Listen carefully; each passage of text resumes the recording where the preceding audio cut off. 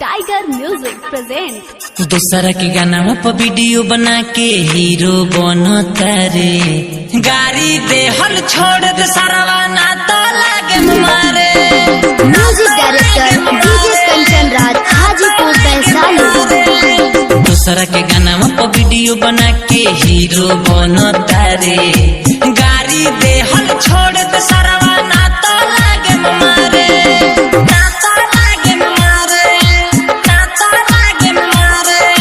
दूसरा के गाना पर वीडियो बना के हीरो बनता रे।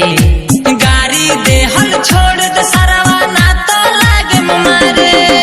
Mix by Sneha recording studio Jamo Chandpur. Presented by Tiger Music. Kanchan Raj Neem Chowk Chausima Vaishali.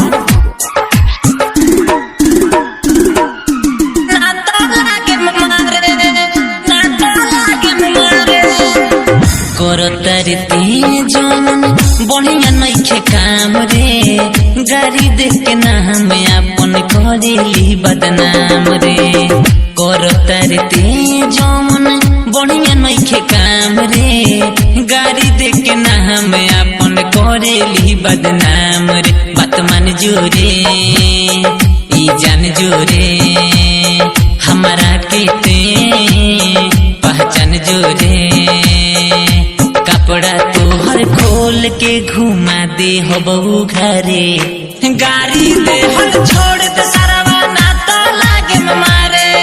दूसरा के गाना पर वीडियो बना के हीरो बनता रे। गाड़ी दे हल छोड़ दे सारा ना तो लागे मारे।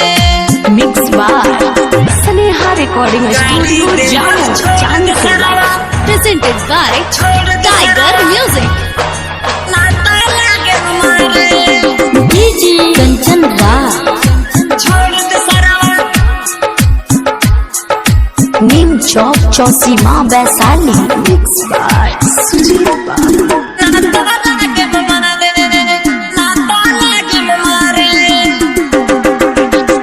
बोल मुरी देश कहे बात जो न मानी।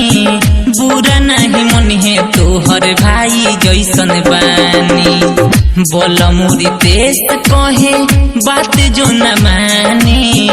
बुरा नहीं मन है तोहर भाई जैसन बानी। कहे प्रेम टाइगर तनी हमारा से डर।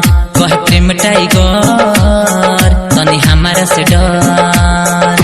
गोलुआ सुदर्शन सुजित भाला चाहता रे। गाड़ी दे हल छोड़ दे सारा ना तो लागे मारे। दूसरा के गाना पर वीडियो बना